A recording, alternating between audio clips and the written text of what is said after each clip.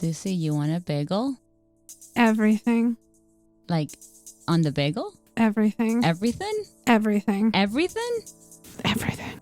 Like everything. Everything. Our Everything Bagel!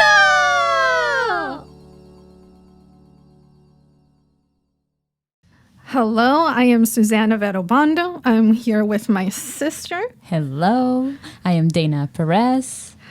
This is the show where we have everything on the table and we don't hold back on the punches.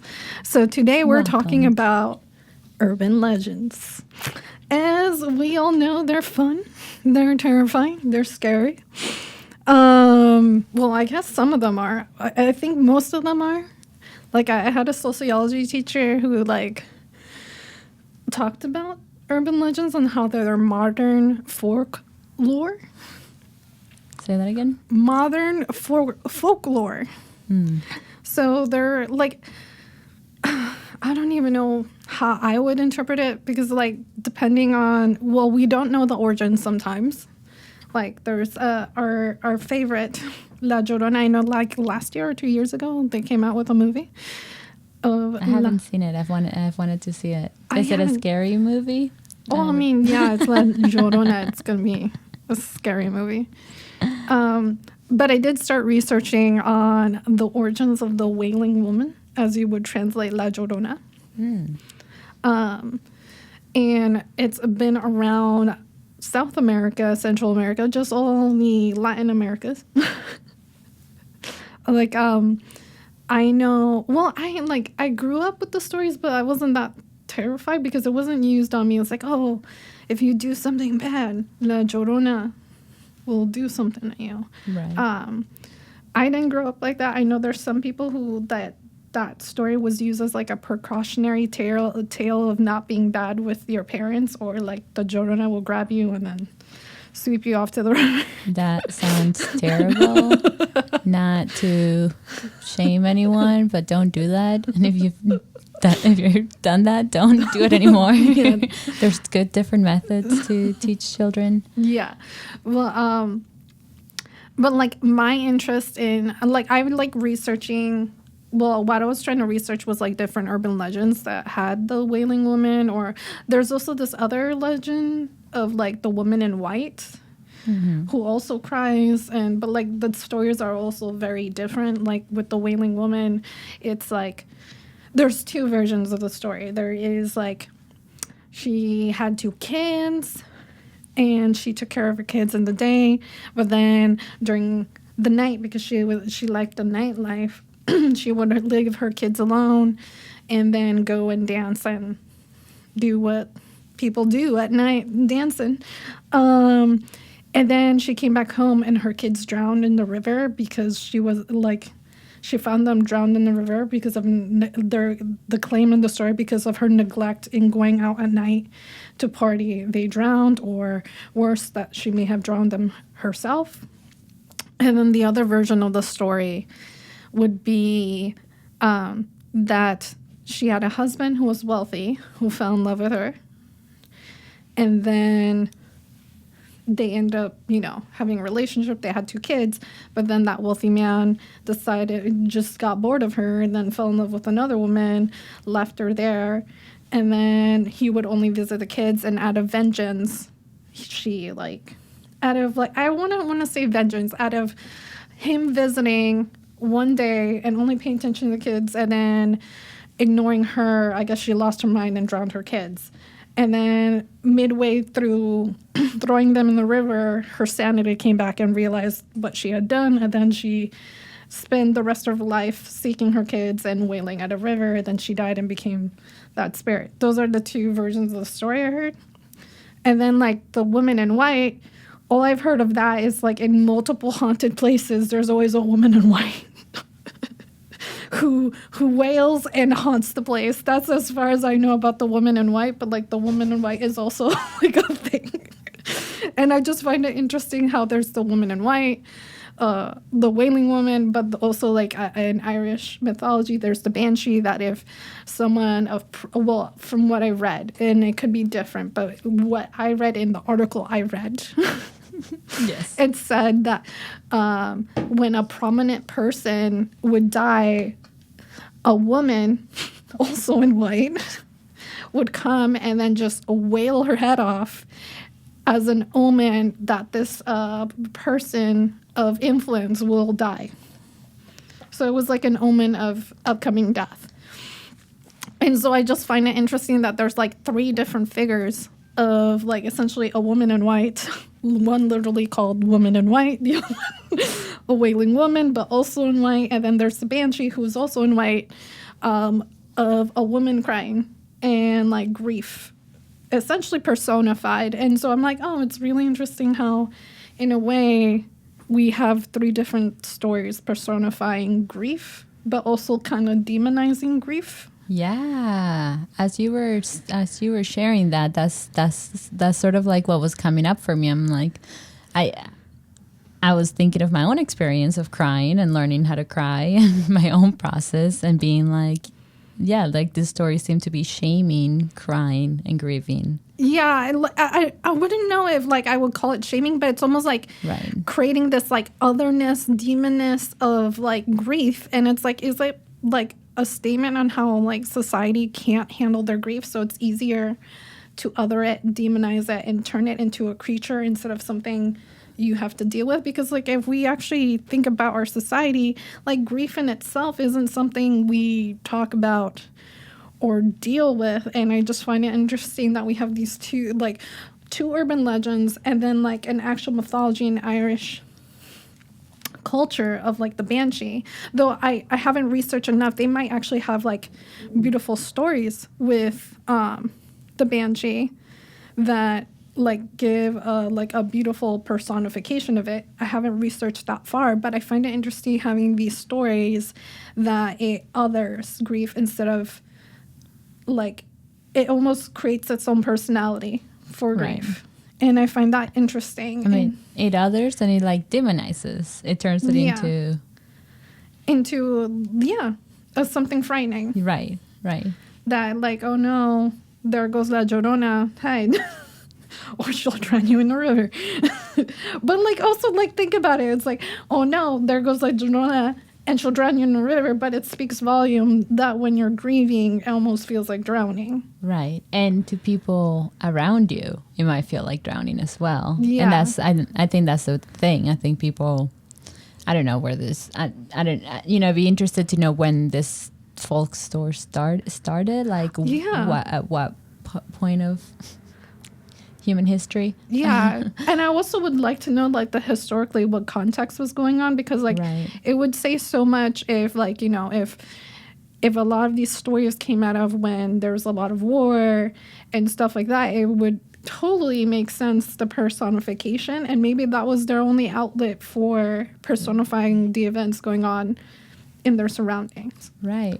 This sounds like a 2-part episode. It does sound like a 2-part episode of urban legends.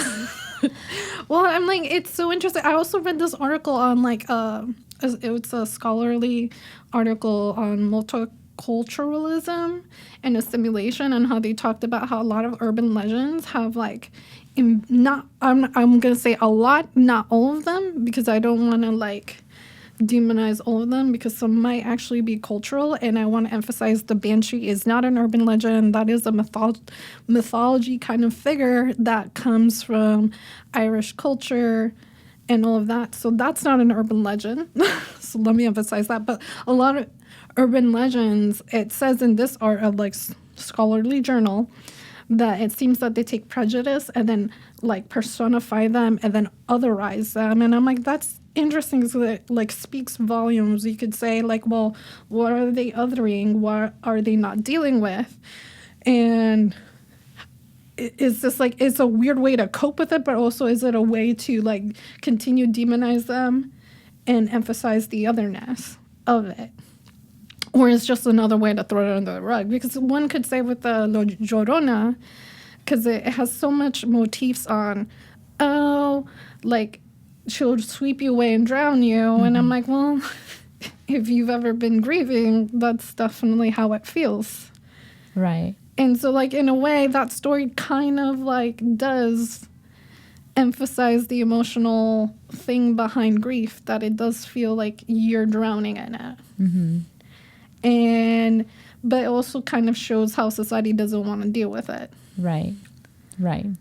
Yeah, I'm really thinking about that, because even like just imagine just walking down the road and seeing someone grieving on the, you know, sitting on the sidewalk. Like, not a lot of people would approach them. Yeah, no, not a lot of people who approach them. I know from my experiences of different events in my life, like, it's been interesting to watch people's like reaction of like my grief. It's been interesting to see my reaction in grief, because sometimes you're like there and you don't know you're grieving, which is like such a weird thing, because it's like it kind of sneaks up on you. You don't go like, oh, this happened, therefore I shall begin grieving. like doesn't. That's not what happens. Right. You're always in like that phase of like, oh, I'm fine. Like, it's not a big deal. And then, like, before you know it, a few days becomes a few weeks. And then you turn around and it's like, maybe it was, like, maybe not as okay as I thought it was. Right.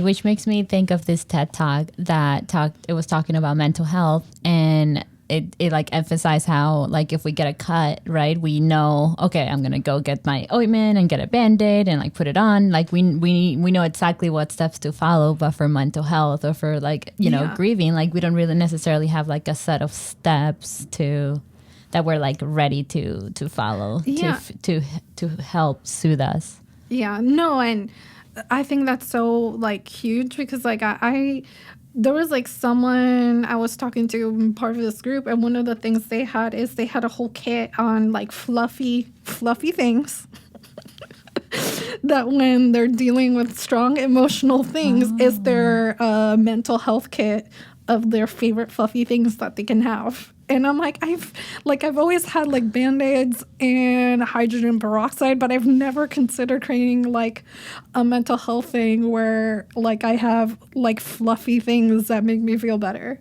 Exactly. I love that. Yeah, because circling back to like the beginning of how this story, like if just, you know, living in a small city, maybe where you're always walking on the same sidewalk, or maybe that's just not a small city. I don't know. I don't live in like, those types I recall, of cities. like living in Jersey, it was definitely I walked in the same sidewalk, but it was definitely not small. It was not a small sidewalk. Yeah. And then you see the same person crying every single day. You know, at one point, if you dare to assume, you might think they're crazy. And that's how a story like this could start. Yeah. I also think that maybe, like, you know, the story is just like a product. I don't want to say like they came from someone. Actually, it could have just been kind of, have you heard of Dada? No. So Dada is an art style of being very in your face, and it's known to make people angry because it's very outspoken, very loud, and definitely in your face. Like, that's Dada. And it came about I think World War I or World War II. And the whole thing I noticed about Dada, at the time when I was introduced to myself, it pissed me off. I was so angry. I'm like, what is this? This is not art. How dare you? You were angry at the angry art. Yes. Okay. I was like 19, and I just got introduced to this, and I was angry. I was like, art needs to be art, and it needs to be beautiful. And then, you know, over time, once I got my head out of my own butt, I like realized the deeper meaning behind it. Like, learning about Dada, like, what I learned is like this whole like statement of like getting a toilet, turning it upside down, and saying this isn't already me and this is art. It was the whole idea of making fun of art, beauty, and this like perfect thing at the time. Because a world war was happening. Everything wasn't perfect. Everything wasn't beautiful. Everything was tragic. And people were jaded. And Dada itself was like, even though it was angry, it pissed off and like, why are you doing this? the commentary, the satire, the sarcasm behind the Dada was, well, you're making art beautiful, and art is an expression of life, and life isn't beautiful right now.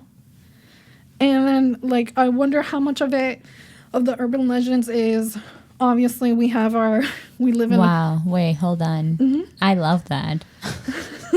We should take a water break. We should take a water break. Let's take that water break. I absolutely love that.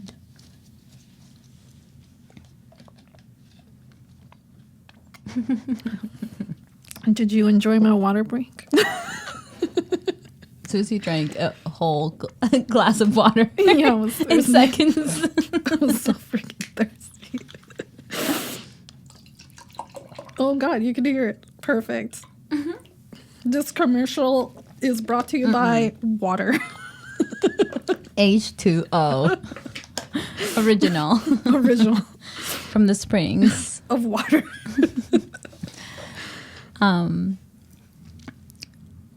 I could really empathize with like how you were sharing that, because I imagine myself, which isn't, I've never experienced this, so this is just my imagination, but I imagine myself in a place of war where everything's kind of like crumbled, right? And finding beauty in the crumble, and like Yeah. it's like it's like a joke, but it's like not at the same time. Exactly. Like one of the things that they would do in Dada is they would take pieces, they would cut it into like little, like a drawing or a picture or whatever, and they will like cut it up, and then they would throw it on a canvas and then stick it and then call it art, because it's like, well, sometimes fate is bullshit and we don't know. Wow. And so it was like an expression of like, oh, my thing is vibrating. I'm so sorry. No, like I have this thing around my neck. We can cut it. It's fine. Good. We should get used to figuring out how to cut things. Yes, that's fine. I have a life. Damn. That was my godfather. He was calling me.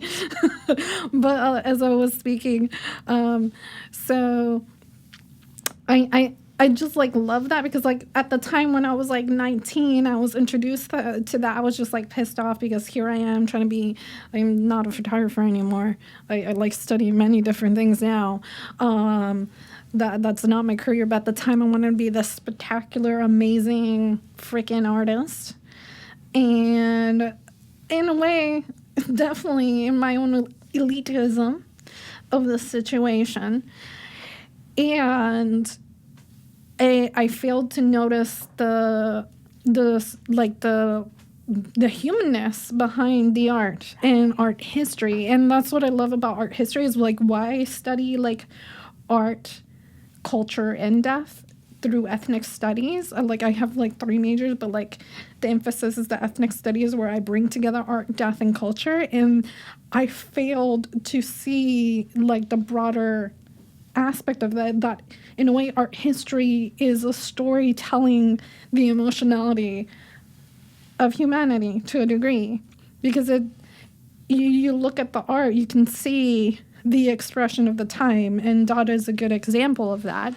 And so I'm like wondering how much of these urban legends, obviously you have to take account the racism and prejudice of the time and currently our time, but also you can, like, with the grief and the emotionality and the personification of grief in such a interesting way with La Llorona, the woman in white. It is also like a conversation of like speaking of how like in society we do other grief when we do other like intense expressions of emotionality. I don't want to say negative, because I don't think grieving should be considered negative. Absolutely. And I understand how it can be, and I was one of those people. I come from back in the day, I was one of those people. I was like, sadness is a bad emotion, you know? Anything that wasn't happy was not good. Yeah. And so like I love like seeing this urban legend of like, is this more like what was going on at a time that produced this need for essentially a wailing woman that haunts places and rivers. And then you could also take the meaning between rivers of like how in some cultures and many cultures it's seen like as an in-between space, an access to the spirit world. In some cultures it's literally where the dead lay and the ancestors like roam. And so I'm like, oh, interesting. You have a wailing woman who essentially wails at the border of the spirit world, if you like take all these metaphors and put it together. Connect all the dots. Yes. And so I'm like, oh, so it's interesting, an expression of someone grieving the dead close to their domain. And so why do we as a society need this haunting figure grieving? Is it because we can't grieve, so therefore we rather grief haunt us? Right. Oh, that's an interesting point. I was circling back on the human being is and what you're saying, what you're saying about the different ways that grief shows up and the different ways that we see grief. And it's like, all of this is about point of view. Yeah, definitely. All of this. So if we understand, the original timeline where this was written, this story, then maybe it's a beautiful story for that specific time. Or an outlet for something that can be expressed. And so that's why I'm like, I don't want to like demonize the story completely. I do want to take account maybe there's some prejudice, some sexism, whatever. Like, not whatever. These things are important. I mean, etc. My whatever was meant to be an etc. I like that. But I also want to like take into account to like the emotionality of the time through these stories, because I'm very interested in like art and historically what was going on at that time. Like the Victorian times obviously was not a great time for women, definitely not a great time for people of color. But then you go into like their art that had a lot of skulls, had of death. They had like jewelry that was made of hair from the dead. And so you see this interesting, for the lack of better word, death culture of art that's reminding you of your mortality. And so I am very interested in urban legends, and which is storytelling in its own right of art and folklore, is like how much of that comes up in urban legends, how much is it trying to touch upon topics that society doesn't let, or express things that are being thrown on the rug. Because like one of the things I find interesting in urban legends is the otherness. It's like, oh, how much of this is commenting on terror management and our society's need to control everything through prejudice and demonizing. And fear. To not deal with something different, change, and a different culture for the fear that it will change the way they see their society or the way their society was.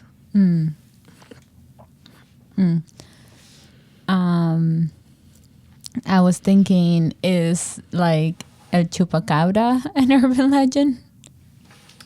This is a good question. We should Google it. Well, you hold the reins on the microphone and I will like Google it right now. Yeah, and then I guess the other thing that just I thought about was if we can offer any specific tools for dealing with grieving. With grieving, yes. Grief, yeah. With grief. And grieving, because it's a process. Like, so yeah, it's part of like the Chupacabra is considered a legend. And I think we all know the story that it's like some weird creature that it's an alien. Well, from what I understood it wasn't an alien. I understood it as a weird creature that's almost like a ghost that haunts like cow, cattle, dogs, and family lovely pets that we all adore and love. So. Oh yeah, so chupa is to suck, and cabra is to suck a goat. It's like a goat. So that's what chupacabra means. It's a sucking goat monster. Yeah. Which is interesting because isn't like the personification of like a demon or like evil in certain Judeo-Christian religion is the devil, and part of him is like half goat. Yeah. So that's so interesting. Yeah, so like there's interesting connections that you could make of like, oh, so like how much of it is a comment of like demonization of certain cultures, or how much of it is actually like an urban legend that came through, or maybe it's like a product of colonization, because like it did come from South America and Central America. So how much of it was like it being colonized by Christian, like the church at the time, the Spanish, the conquistadores, and then led to developing this urban legend and led to demonizing other cultures. For all we know, like, I don't know. This is all speculation, so please do not take my word for it. I want to know when all of this thing started. Chupacabra is definitely one that I remember from my childhood. Yeah, so tell us your chupacabra story. It was like on the news, on the TV. It was on the news? Yeah, so because there was like cows that were dying, I guess. I was really young. So it was like on the news, and so the adults, the parents were like talking about it, and I was like, it's an alien. So yeah. So do we have any tools so we can give her dealing with chupacabras? Like, I wouldn't know. Now dealing with the chupacabra. I guess run for your life. Dealing with grief, since this might be a misunderstood story. With like, well, and it's a good question, because like I think I can definitely say I'm dealing with a lot of grief. Like 2 years ago, something happened to me, and then like my mom passed away, and then like another family member passed away like 2 weeks ago. So there's a lot of grieving going on my end. That's a lot. I think one of the important things is, and I forget to do this often, it's that grieving is a process. Like, some days you're going to be on top of the world, and some days you're not, and you're not going to feel great. And one of the things I read that really helped me is instead of moving on from grief or moving on from the situation, it was like moving forward, because like, you know, some of the, like, you don't want to move on from having this person in your life like they were never there. Like, that doesn't feel good. No. And now I'm gonna get a little unconventional, but you can also have a relationship with them sometimes after they're passed. Yeah, I'll definitely get to that. But I think one of the important things for me was like moving forward, where it's like, I feel it's like you're growing around the bones left behind, instead of like, oh, I'm moving on, I'm forgetting that this person ever existed, that this ever happened, but instead of like learning to grow around it, like kind of like a beautiful flower growing around a skeleton, and then like the skeleton doesn't look bad anymore, it looks pretty beautiful in a unique way. And that's how I see it, like moving forward and finding the beauty in my grief, which is hard. It's easier said than done. I definitely have altars.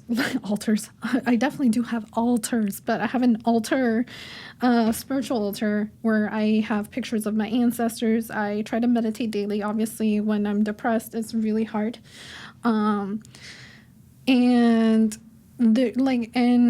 I like meditating with them, talking to them in my head. So like when I worked at a funeral home, I recommended people to like write letters to their loved ones. So like if they're getting cremated, you can throw the letter in, or you have me put it in with their casket.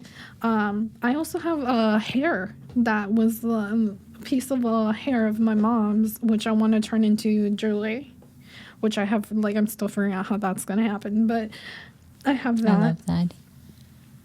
The writing the letter made me think of La Llorona.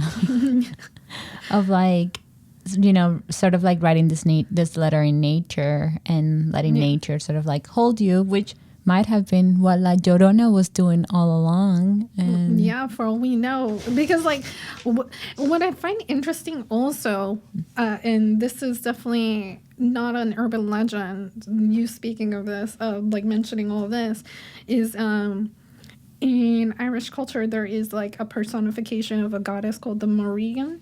But, like, one of her personification is the Watcher woman, which is a woman in white who watches the armor of a fallen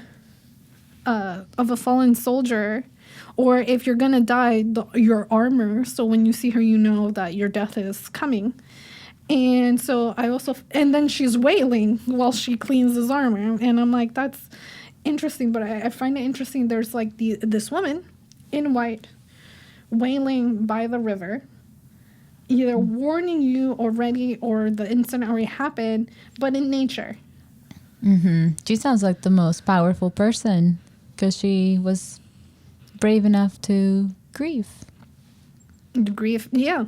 And I think that's also like a good thing to get out of the story, is like being brave enough to grieve, because all these women are doing the thing that society isn't doing, which is grieving. And I think there says so much on like being able to wail and to cry, to really express that sadness, because we don't often do that in our, like, I think in some cultures they do, but like in US culture we definitely don't, and we're definitely pressured to move fast and very quickly over intense things that happen in our life. And I was talking to actually a group of people. I'm rolling my eyes at that, just thinking about all the workplaces that don't even, like, if you're lucky enough for your workplace to offer grieving time off. And some people don't. Sometimes people are crying and working at the same time, or they to just like function, like to have money and to be able to pay rent, food on the table. And it, like, I think when we get into these stories, you can get a lot of commentary, depending on the perspective, conversations on like, well, we definitely don't have an outlet to just grieve and cry our eyes out about something that happened, and maybe be the wailing woman ourselves for a good second. So we do currently, and I almost want to say this in past tense so that the solution to this arrives. I'm not sure what this looks like, but currently there are no places, no outlets where community people can go. I think like in US, it's really hard to find it. In other countries, I think they probably, like, are they in the same situation? I don't know. I don't know the socioeconomic politics of that different countries. Yeah, since we're here, let's talk about this. But here, like, I've talked to like a group, and I definitely, the underprivileged have an issue of having safe spaces. So imagine trying to find a safe space where you can cry. That's even harder. That makes me think of a water break. Yes. That's really sad. It is very sad, because like Let's drink water and take a deep breath together.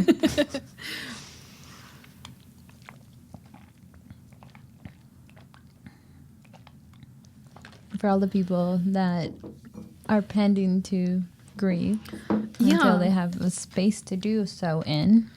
Or even the time and feeling safe to do it. Because like I was talking to a group, an LGBT group, and they were asking me questions. Well, how do you like cope with the grief? How do you deal with it? And it's like, and I think that's like, it's so important when you like, and I obviously have the same issue. It's like when you see grief as something kind of like in the story, like the Llorona, the wailing woman, the woman in white, instead of becoming like a friend, it's this thing that you're running away from. And grief, and even the way we talk about grief, like how do we deal with it? Like we're dealing with like, oh, this thing, we have to deal with it. And I'm like, yes, grieving is not great, and I'm not saying it's fun, but at some point we have to like learn to not deal with it but befriend it. Because in the end of the day, when you've lost someone or something really intense, happened, and I think this is the thing our society doesn't get. It's like that person's life is forever changed. In my case, losing 2 family members, I'm like, my story gets to go on. Their story is done. And I have to deal with the fact that they're not going to be part of it anymore. That's not something you get over with. No, that's Not in a day, not in a month. That sounds like something one works on a little bit every single day. Exactly. And so, like, Day by day. Day by day. And then I was like, talking to them, it's like, well, because what we were talking about was like, we all in this group, we've lost someone. And they felt a lot of pressure that they had to move on very quickly instead of moving forward. And the thing is, like, grief, there should not be a timeline for grief, and it shouldn't be this thing to deal with, but it's a thing to work alongside with and find a way to allow the bones that were left to become something different, and whatever that looks like to you, because like that person's always going to be gone, and you're not going to turn around and say, oh, it's different now. It's like, no, it's going to be there. You're just gonna be stronger and be able. Thank you. And we learn to navigate that, and you learn to interlace your story with the event and let it become something different. And like sometimes it's gonna be bittersweet, sometimes it's just gonna be bitter, and sometimes it's just gonna be this thing you grow alongside with. But it's something that shouldn't have a timeline on it, and it shouldn't be something, oh, like I dealt with it, now it's over.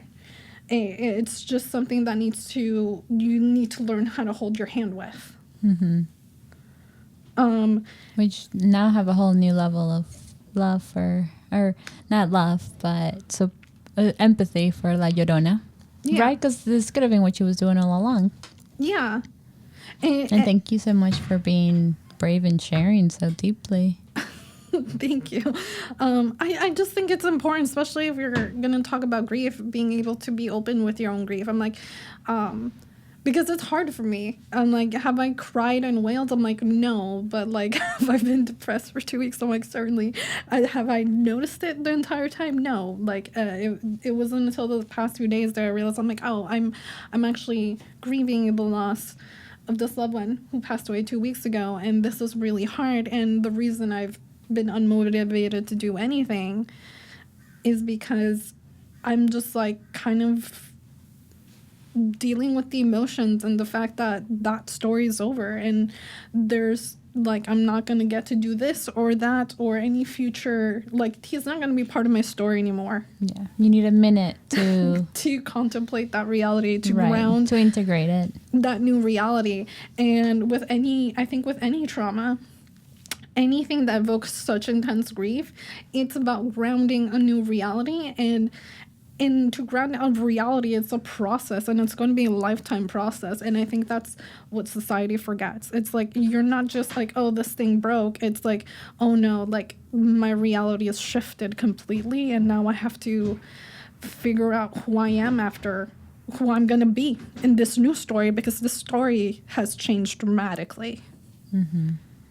And I think that's the part we don't, like, people outside of grief doesn't grasp. It's like a new story is being written while the character has no idea that they're like, yeah, you need to adjust to this new story. Right.